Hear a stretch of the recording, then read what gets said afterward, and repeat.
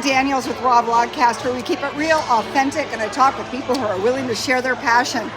Johnny Bones of the California Honeydrops played tonight at the California. Oh my God, you guys were awesome up there on the stage. It was cracking. Donnie always has the band cracking. So yes, he Bruce, does. come on, Ian, and Andy. Then you were up there with Nikki, come on. With everybody. Yeah. I like the group. I like this band. Thank you for coming here and playing tonight. Yeah. So what got you started playing with the saxophone when you were a wee lad? Oh, we're going to cut off with the music maybe, but we'll see what we can get in.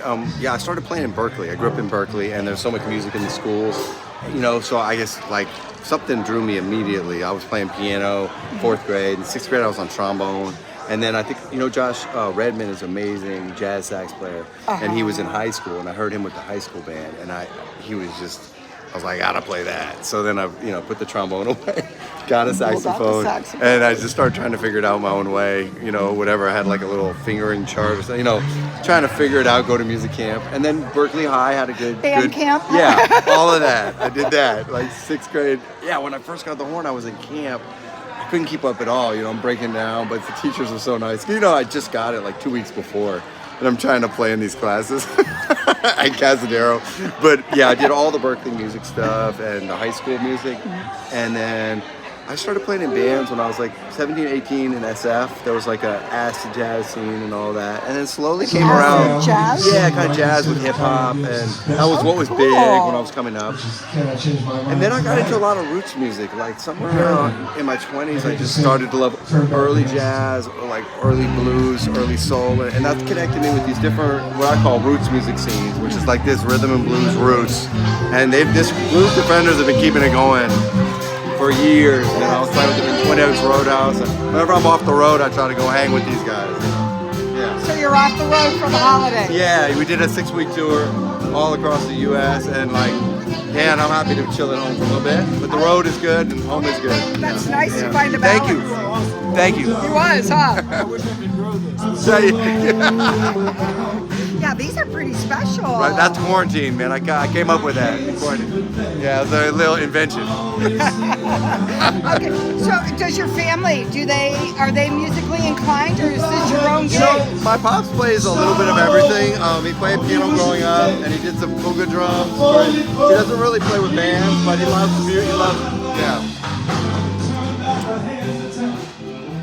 They're fun to hear, but I want to hear you. Yeah, they're playing. Can I turn back the hands of time? That's what, man, that's good stuff. Tyrone Davis? Yeah. Yeah, that's the stuff right there. Come on. That is the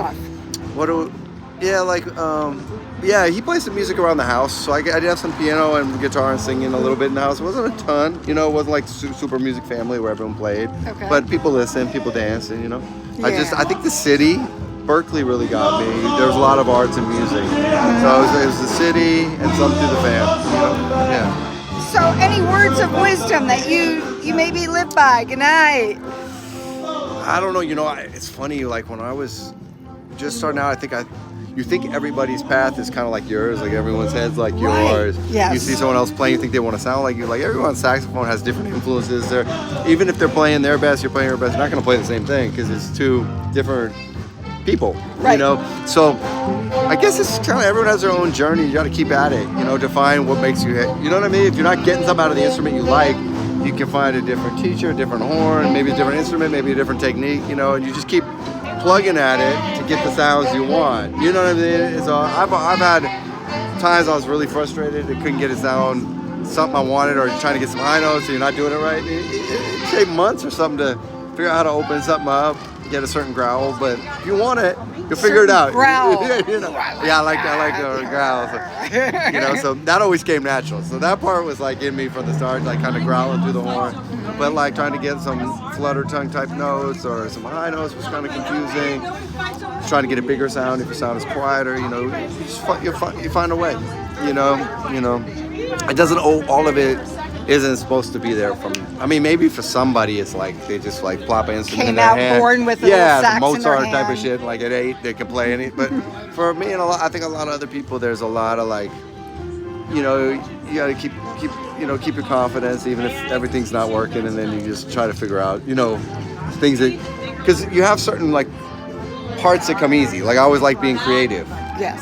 but like playing parts, you know, that you know. I know was, when you two were up there Yeah, playing off of riffs. have you ever played together before? No, that was new. Oh my God. And like that part didn't come easy. For first, I was more of like a improvise in my own little world and learning how to play in a section and play little harmonies with each other and real clean parts to help a singer out, riffs and background. That was something I had to learn. So that took time. So some things come easy for everyone. Well, you made it look natural. And you guys were up there laughing, and it's like listening, and then boom, play off of each other. That was beautiful. Yeah, we're trying to have a good time as Levi. Oh, Levi. All right. I haven't seen everybody in the scene. I haven't been over here to the new digs here. It's so a beautiful I'm really happy dig. to see everyone. Okay, tell us a quick story. Quick story, something, I don't know, crazy about being a musician or your first time out. Okay, I know you got one. One's right there. Go ahead, tell us. Oh, man. No, I mean, I really don't. That's why I'm on the spot. I have to think of it. How about your first time up on stage? First time I was. One thing I could tell you is they used to have a jam session at Wellington's. It was a bar in Berkeley. It was a jazz jam. And Duck Bailey, who played on all those old Jimmy Smith organ records, he ran the session. Played harmonica at the session, even though he was famous as a drummer. And we would, as kids, we'd go there to the bar. And it was the first time I ever drunk. Hey, now. Levi! What's going on, dude? We had a good set with these cats, man. Oh, man, you all right? You all right? Oh, just trying to keep away from the Doesn't get better than this. Do a Doesn't little get vlog. better Run than the this. vlog. Run the Hello, vlog. Santa.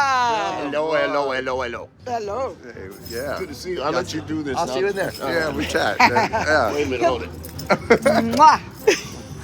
Yeah, but I remember going there. I had never drunk like a vodka before, you know. Like It's a good one. Okay. So my parents were out of town, and my friend picked me up in his car. I think I was 15 or something, you know. And I was curious what it was, so I was drinking like half a bottle, but you don't feel it immediately. So I was like, this stuff. What is everybody talking about? I'm fine. So I go to the jam session. And Duck finally, like 2 songs in, he's like, Eric, Johnny, come up and play a song. And I stand up and I'm just like, you know, Whoa! This is what it's all about. so I go out there and I have the horn and I can't remember anything we played because my whole goal was like, I'm not going to fall over. So I'm standing there and I'm just like wobbling, just fumbling through the tune. I get back and I get a water from the bar and it slipped through my hand. It spills everywhere. Oh, man. And so I was like, Eric, you gotta help me out. I told him what happened. He gave me a ride home. I ran into people from that session like a week later, and they were like, "Hey, you sounded good at the session." And I was like, "Really? Did I really sound good? Because I don't even remember. You sound like you always sound." Okay. I don't know. Is that true? Like maybe when you just play the same way, you just think you sound different. I don't know, but that's a really good story. Behind the scenes, it's what happens. This is what happens. That's where we learned back then. All the jam sessions, to play with records and go to jams and with friends was like the most place we learned. Like here, jam sessions. I know jams are the best. It's where you learn. Yeah, so how can we follow you and keep up with everything you and the Honeydrops are the Honeydrops doing? have all the stuff. The Twitter, so check that out in the website. I don't have all the website, but I do have a Saxophone Instagram. And spell that. SAXOMOPHONE. Okay, cool. At Saxophone. That's me. And I'll always post when I'm playing like shows, local shows. I do some jazz shows with my own little trio. And and some of these blues shows and stuff. So yeah. Because we'd love to follow you too. Because you are so fun up on that stage. Do I get to celebrate you all over social media? Yeah, please. Cheers. We will do it. Cheers. Cheers. Bye. Happy holidays too. Happy holidays.